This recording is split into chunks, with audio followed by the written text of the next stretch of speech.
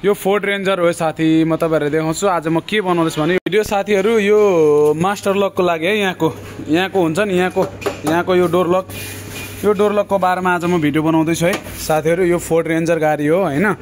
म तपाईहरुलाई देखाउँदैछु हेर्नुस् ल। म यो डोर लक बिग्रेको रहेछ, डोर लकै नलाग्ने भएको कारणले यो बनाउँदैछु। हेर्नु है यो बनाउनलाई पनि यसको स्प्रिङ भित्रको यो हुन्छ नि यो चीज र एउटा सानो छ के हेर्नुस्। यो एउटा सानो चीज भाँचेर है यो चीज एउटा सानो चीज भाँचेर यो चीज एउटा सानो भाँचेर यो डोर लक नहुने भएको थियो। अनि यसलाई के गर्नुपर्छ यो रिपिट कार्डलाई ड्रिल गरेर काट्नुपर्छ है साथीहरु। यो त ड्रिल गरेर काट्नुपर्ने हुन्छ अनि बनाउनु पर्ने हुन्छ है। तपाईहरुको गाडीको यसरी नै मास्टर लकहरु डोर लकहरु बिग्रेछ भने दमक झापा रिपेयरमै कारमा आउनुस्, काम गराएर बनाएर जानुस् है।